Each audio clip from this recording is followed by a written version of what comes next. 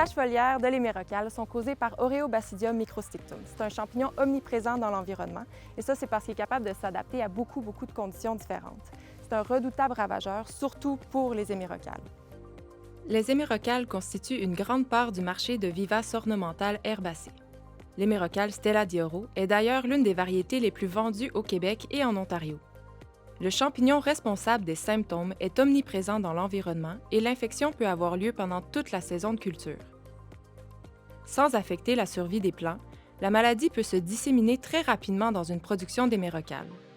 Le développement du champignon mène souvent à des pertes économiques très élevées, considérant la baisse marquée de la qualité esthétique des plants. Les taches foliaires de l'hémérocale peuvent se manifester sous forme de symptômes très variés.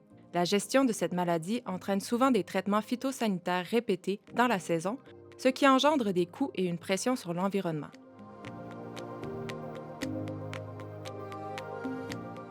Oreobasidium microstictum hiverne très souvent dans les tissus infectés et la litière contaminée. Sans être le plus performant pour pénétrer les tissus des hémérocales, ce champignon a plusieurs méthodes pour infecter son hôte. Le premier symptôme de la maladie apparaît sous forme de petites taches d'apparence huileuse sur les feuilles.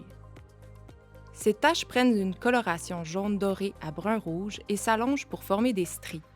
La fusion des taches mène souvent à des lésions nécrotiques. Les feuilles du bas peuvent présenter des bandes jaunes et elles finissent souvent par se dessécher. Oreobasidium microstictum compense son succès restreint pour pénétrer dans les tissus des plantes hôtes par une production massive de spores en continu. La quantité d'inoculum, un peu une réserve de la maladie, augmente fortement les chances du champignon de se développer dans la plante. Chaque spore produite lors des multiples infections a la capacité d'infecter immédiatement les hémérocales, et ce, tout au long d'une saison de production.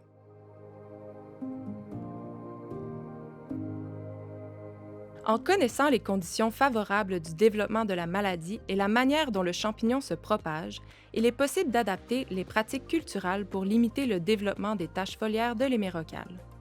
Les températures idéales pour le développement d'Oreobasidium microstictum sont entre 20 et 24 degrés Celsius.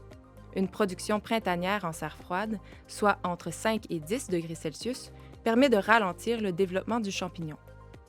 La maladie est nettement favorisée par une humidité relative élevée. L'eau libre sur le feuillage est également un bon vecteur. Dans les espaces de production sous abri, il est important de ventiler au maximum et de minimiser les périodes pendant lesquelles le feuillage est mouillé.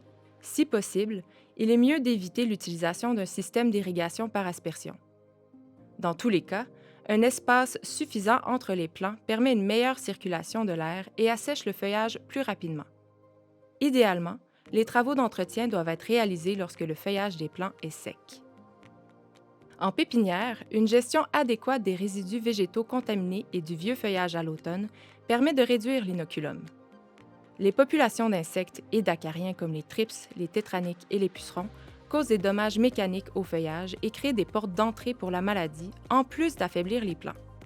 Des dépistages réguliers et des interventions phytosanitaires au besoin assurent un contrôle adéquat de ces populations d'indésirables. Les agents de lutte biologiques, comme certaines souches de Trichoderma et de Bacillus, sont vraiment prometteurs pour lutter contre la maladie. Éventuellement, ces solutions-là vont être évaluées par l'IGDO.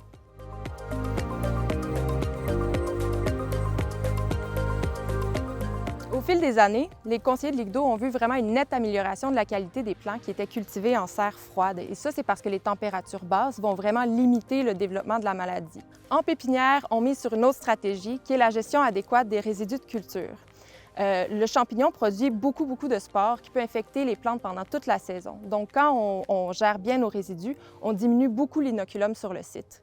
Je vous invite à consulter la fiche pour en apprendre davantage sur Oreobasidium microstictum. Ils sont disponibles sur les sites de Québec vert et de l'IGDO.